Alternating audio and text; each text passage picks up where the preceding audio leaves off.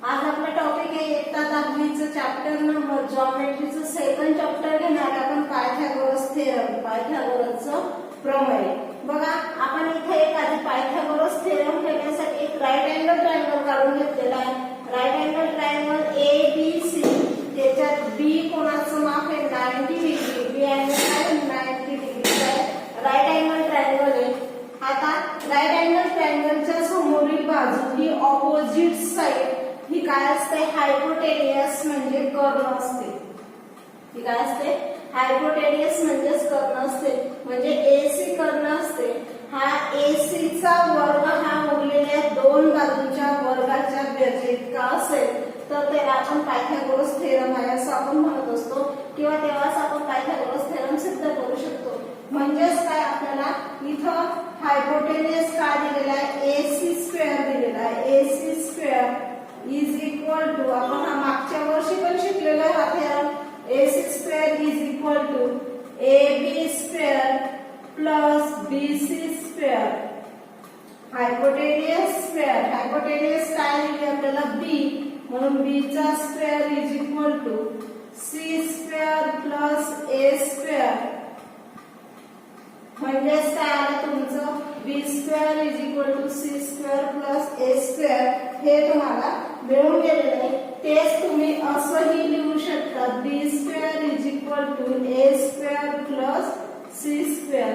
हे आपला hypotenuse theorem आहे, पायथागोरस थेरम आहे। बघा पायथागोरसचा थेरम काय असतो, कर्णवर्ग बरोबर पहिल्या बाजूचा वर्ग अधिक दुसऱ्या बाजूचा वर्ग, म्हणजेच hypotenuse square is equal to one side square plus two second side square, बरोबर। आता पायथागोरस ट्रिपलेट, पायथागोरसचे त्रिपुट काय असतात बघा। एक फॉर एक्झाम्पल पाहूया आपण पायथागोरसच्या त्रिपुटसाठी। एक्झाम्पल पाहूया 3, 4 and 5। हे तुम्हाला 3 नंबर्स दिलेले असतील, 3 नंबरच्या पेअर्स दिलेले असतील। त्याच्यात तुम्हाला ठरवायला सांगितलेलं असतं की पायथागोरसचं त्रिपुट आहे की नाही, पायथागोरस ट्रिपलेट्स आहेत की नाही ते ओळखा। तर याच्यातला बिगेस्ट नंबर जो असेल तो बिगेस्ट नंबर काय 5। 5 स्क्वेअर इज इक्वल टू ज्या उरलेल्या दोनच लहान संख्या त्यांचा वर्गाची बेरीज 3 स्क्वेअर प्लस 4 स्क्वेअर। 5 चा स्क्वेअर 25 इज इक्वल टू 3 चा स्क्वेअर 9 प्लस 16। बघा हे आलं 25 आणि हे पण आलं 25, म्हणजे बिगेस्ट साइडचा जो स्क्वेअर आहे तो उरलेल्या दोन लहान बाजूच्या वर्गाच्या बेरजे इतका आला असेल तर is Pythagoras triplets, is Pythagoras triplets, म्हणजेच हे पायथागोरसचं त्रिपुट आहे असं आपण म्हणत असतो, बरोबर। हे पायथागोरसचं त्रिपुट हे असं कसं ओळखता येईल की जर आपल्याला 3 नंबर्स दिलेले असतील, त्या नंबर्स मध्ये जे मोठा नंबर असेल त्या संख्येचा वर्ग हा उरलेल्या दोन बाजूच्या वर्गाच्या बेरजे इतका असेल तर तेव्हा म्हणायचं इज अ पायथागोरस ट्रिपलेट्स, म्हणजे हे पायथागोरसचं त्रिपुट आहे। आता आपण पुढचं पाहूया।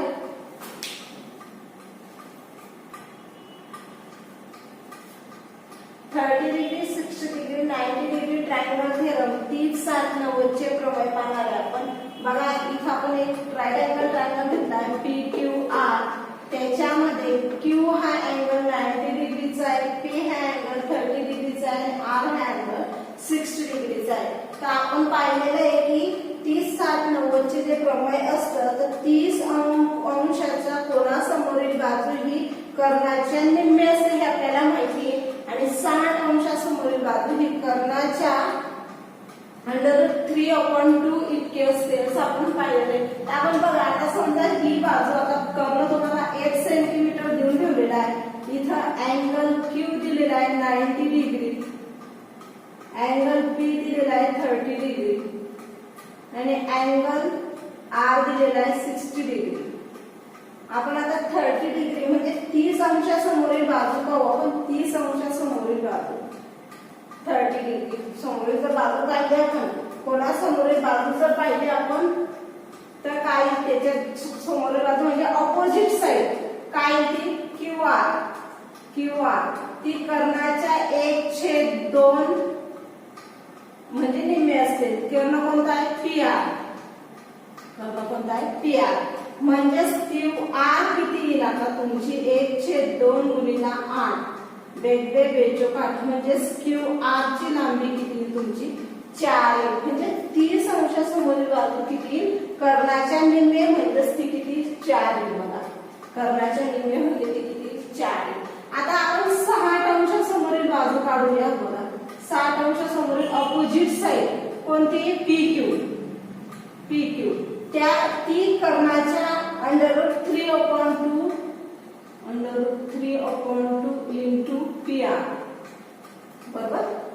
हे आपल्याला माहिती म्हणजेच काय √3/2 इंटू 8 PR ची लांबी टाकली आपण 8 2 4 जा 8 म्हणजेच PQ किती आलं 4√3.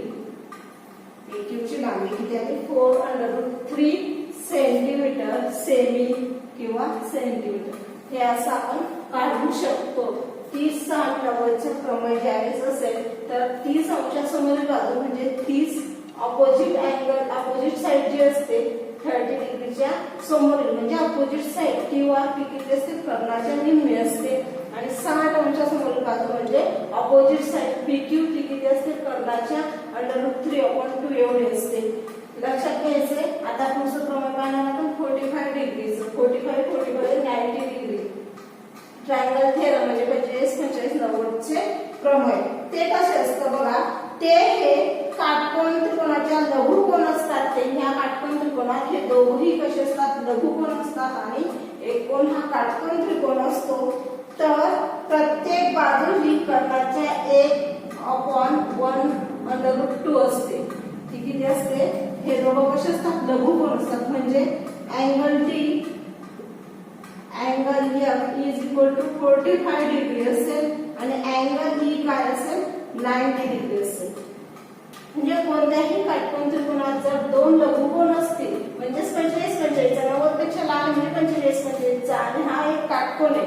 हे दोन लघुकोन आहेत म्हणून त्याच्यामध्ये ती बाजू ही काटकोन करणारी प्रत्येक बाजू ही कर्णाच्या 1/√2 पट असते. एवढं लक्षात ठेवायचं. मग जर आपण पाहिलं तर DE आणि DE काय असते ती 1/√DF एवढी असेल ती बरोबर. आणि समजा EF ही पण काय असेल 1/√2 इंटू DF असेल बरोबर. ही आपल्याला एवढी दिलेली असेल. मग जर आपल्याला ती दिलेली नसेल समजा इथं जर आपल्याला बाजू दिलेली राहिली असती तर आपण DF ची लांबी काढू शकलो असतो. DF पण आणि EF पण. DF ची बाजू करून EF आणि DE ची लांबी आपण काढू शकलो असतो. बघा ज्यावेळेस 30 60 90 प्रमेय असेल त्यावेळेस 30 अंशासमोरील बाजू ही कर्णाच्या 1/2 पट असते म्हणजे निम्मे असते. आणि 60 अंशासमोरील बाजू √3/2 असते. एवढं लक्षात ठेवायचं. आणि 45 45 अंशाचा कोण असेल त्यावेळेस 45 45 90 थेरम मध्ये ती बाजू कर्णाच्या 1/√2 इतकी असते. हे लक्षात ठेवायचं. आता आपण पुढचा थेरम पाहणार आहे.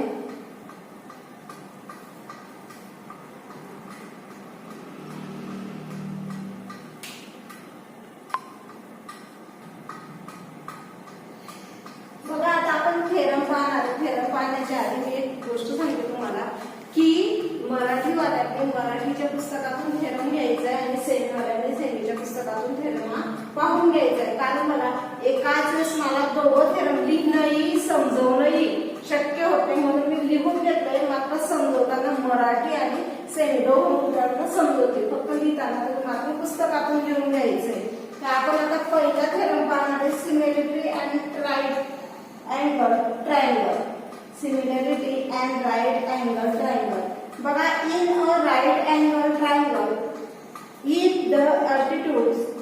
drawn to the hypotenuse, then the two triangles from are similar to the original triangle and to each other. बघा हा आपण ज्यावेळेस काटकोन त्रिकोणात कर्णावर टाकलेला लंब टाकलेल्या शिरोलंबामुळे जे त्रिकोण तयार होतात ते मूळ काटकोन त्रिकोणाशी व परस्परांशी समरूप असतात असा हा आपला थेरम आहे. तो पाहूयात आपण काय बघा. हा एक PQR हा एक काटकोन त्रिकोण आहे म्हणजे हाच काय राईट अँगल ट्रायंगल. मी तिथं तेच लिहिले गिव्हन मध्ये दिलेल्या गोष्टी मी लिहून घेतलेल्या की आपल्याला पक्ष याच्या थेरम मध्ये काय सांगितले की राईट अँगल ट्रायंगल सांगितलं म्हणून हा एक काटकोन त्रिकोण आहे बरोबर. तर याच्यात Q कोणाचं माप किती P angle PQR is 90 degree बरोबर. नंतर आपण सेगमेंट QS म्हणजे रेट QS परपेंडिक्युलर हायपोटेन्यूस हायपोटेन्यूस म्हणजे कर्ण कोणता आहे PR वर लंब टाकलाय म्हणजेच आपल्याला काय मिळालं PSR मिळालं बरोबर. 90 अंशासमोरील बाजू 90 अंशासमोरील ऑपोजिट साइड जे असते तो काय असतो हायपोटेन्यूस असतो कर्ण असतो. तो कर्णावर टाकलेला लंब म्हणजेच रेख QS किंवा सेगमेंट QS परपेंडिक्युलर हायपोटेन्यूस PR हायपोटेन्यूस कोणता आहे PR. आता आपल्याला प्रूव्ह काय करायचं साध्य काय करायचे की ट्रायंगल PSQ हा ट्रायंगल आणि समरूप ट्रायंगल कोणताही PQR समरूप ट्रायंगल PQR किंवा सिमिलर ट्रायंगल PQR. दुसरा ट्रायंगल घ्यायचा आपल्याला QSR and similar triangle PQR. त्याचप्रमाणे घ्यायचं आपल्याला PSQ आणि QSR. हे जे दोन त्रिकोण तयार झालेले हे त्रिकोण आधीच्या त्रिकोणाशी समरूप असतात असं आपल्याला थेरम प्रूव्ह करायचे. म्हणजेच आपण बघा आधी हा लहान त्रिकोण मोठ्या त्रिकोणाशी समरूप आहे असं पण दाखवायचं आपल्याला. त्याचप्रमाणे हा वरचा लहान त्रिकोण मोठ्या त्रिकोणाशी समरूप आहे ते पण दाखवायचं आणि दोघं लहान जे त्रिकोण मिळालेले आपल्याला ते पण एकमेकांशी समरूप आहे हे पण दाखवायचं आपल्याला. आपल्याला प्रूफ सिद्धता काय करू बघा. PSQ ट्रायंगल PSQ आणि ट्रायंगल PQR. याच्यात काय दिसते त्या गोष्टी लिहून घेऊ आपण. अँगल QPS आणि अँगल RPQ हे काय दोघं कॉमन अँगल. याच्यामध्ये PP कॉमन आलेलं आहे बघा. QPS आणि अँगल RPS याच्यात कॉमन अँगल कोणता आलेला आहे PR म्हणजे सामायिक कोन. कॉमन अँगल म्हणजे काय सामायिक कोन. त्यानंतर अँगल PSQ आणि अँगल PQR 90 डिग्री. ह्या दोन्ही कोणांचं माप किती आहे 90 अंश आहे. म्हणून हे दोन त्रिकोण कोणत्या कसोटीनुसार झाले AA टेस्को कसोटीनुसार हे दोघं कोण कसे मिळाले आपल्याला समरूप मिळाले सिमिलर मिळाले बरोबर. हे दोघंही त्रिकोण कसे मिळाले आपल्याला कॉन्ग्रुएंट मिळाले समरूप मिळाले. मग आता दुसरा त्रिकोण घेऊ आपण QSR आणि ट्रायंगल PQR. याच्यामध्ये कॉमन अँगल कोणता मिळाला आपल्याला R मिळाला PRQ and SRQ. याच्यात कॉमन अँगल कोणता मिळाला R मिळाला. 90 डिग्रीचे कोणते अँगल मिळाले आपल्याला S आणि Q 90 डिग्रीचा मिळाला. Angle QSR congruent angle PQR is 90 degree. हे दोघंही कोण कसे मिळाले तर काटकोन त्रिकोण मिळाले बरोबर. म्हणजे हे दोन्ही त्रिकोण कसे आले आपल्याला AA टेस्ट ऑफ सिमेट्रीनुसार कसे आले कॉन्ग्रुएंट आले समरूप आले. म्हणजेच आपल्याला हे 1 आणि 2 वरून हे उरलेले दोघही कोण कसे मिळतील आपल्याला ते पण आपल्याला कसे मिळतील एकरूप मिळतील कॉन्ग्रुएंट मिळतील. म्हणजेच आपले इथे थेरम प्रूव्ह होतोय बरोबर. आता पुढचा थेरम पाहणार आहे आपण थेरम ऑफ जॉमेट्रिकल मीन्स भूमिती मध्याचे प्रमेय. भूमिती मध्याचे प्रमेय काय असतं बघूया आपण. हा एक राईट अँगल ट्रायंगल घेतलाय ABC. याच्यात B कोण किती आहे 90 डिग्रीचा आहे आणि BD काय टाकलाय आपण त्याच्यात लंब टाकलाय BD लंब टाकलाय कशावर AC वर. BD BD perpendicular AC. हायपोटेन्यूस कोण आला आपला AC आहे आणि प्रूफ काय करायचं आपल्याला की BD square is equal to AD into DC हे प्रूफ करायचं आपल्याला. हे आपल्याला प्रूफ करायचं आहे. तुम्हाला जॉमेट्रिकल मध्ये दिलेलं आहे. काटकोन त्रिकोणात कर्णावर काढलेला शिरोलिंब त्याच्या शिरोलिंबामुळे होणाऱ्या कर्णाच्या दोन भागांचा भूमिती मध्ये असतो असं तुम्हाला प्रूफ करायचं. आपण ते प्रूफ करणार आहे. मग आता याच्यामध्ये आपण घेऊया ट्रायंगल ABC मध्ये angle ABC 90 degree, BD perpendicular AC म्हणजे BD लंब AC टाकलाय. त्याच्यामुळे आपल्याला ABB समरूप triangle, BDC similar right angle triangle म्हणजे हे समरूप काटकोन त्रिकोण मिळाले. आपल्याला काय मिळाले समरूप काटकोन त्रिकोण मिळाले. मग हे आपल्याला त्याच्या काय करस्पॉन्डिंग साइड आपण सिमिलर दाखवू. समरूप त्रिकोणाच्या संगत बाजू प्रमाणात असतात म्हणून आपण लिहिलं AD भागिला BD बरोबर BD भागिला DC. BD चा गुणाकार केला तर BD स्क्वेअर आणि AD गुणिला DC केलं तर आपल्याला हे प्रूफ मिळून गेलं. बरोबर BD वर्ग बरोबर AD गुणिला DC. बघा अतिशय सोपं आहे. दिलेल्या थेरमच्या वाक्यावरून पहिले तर फिगर कन्स्ट्रक्ट करून घ्यायची. फिगर काढून झाल्यानंतर त्याच्यावर आपण गिवन म्हणजे पक्ष, प्रूफ म्हणजे साध्य आणि प्रूफ म्हणजे सिद्धता हे तिघं लिहून टाकायचे. आधी ह्या दोन गोष्टी जर लिहिल्या आणि ह्या दोन गोष्टी समजल्या तर खाली आपोआप आपल्याला लिहिता येतं. थोडं 1-2 चॅप्टर पर्यंत तुम्हाला याची सवय लागेल आणि नंतर अतिशय चांगल्या प्रकारे तुम्ही लिहू शकता. आता आपण पुढे पाहूया. बघा आपण पायथागोरसचा थेरम पाहणार आहे. In a right angle triangle the square of the hypotenuse is equal to the sum of square of remaining two sides. पायथागोरसचा थेरम काय सांगतो की काटकोन त्रिकोणात कर्णाचा वर्ग हा इतर दोन बाजूंच्या वर्गाच्या बेरजे इतका असतो. बघा हा थेरम लिहिताना तुम्ही दोन मराठीच्या पुस्तकातून पाहिजे आणि मराठी सेमीच्या पुस्तकातून पाहिजे. मला एकाच वेळेस मराठी सेमी लिहिणंही आणि समजवणे शक्य नसतं म्हणून मी लिहून ठेवते आणि लगेच तुम्हाला दोघांनाही समजवून देते. बरोबर. आता पायथागोरसच्या थेरम मध्ये काय सांगितलं की काटकोन त्रिकोणात कर्णाचा वर्ग म्हणजे कर्ण कोणता इथं PR हायपोटेन्यूस स्क्वेअर कोणता आहे PR स्क्वेअर हा उरलेल्या दोन बाजूच्या वर्गाच्या बेरजे इतका म्हणजे उरलेल्या दोन बाजू कोणत्या PQ square plus QR square. बरोबर. आता आपण पायथागोरस एक राईट अँगल ट्रायंगल काढून घेतला. याच्यामध्ये काय दाखवलं Q अँगल हा 90 डिग्री दाखवला. मग आपल्याला साध्य काय करायचं की PR चा वर्ग बरोबर PQ वर्ग अधिक QR वर्ग. बरोबर.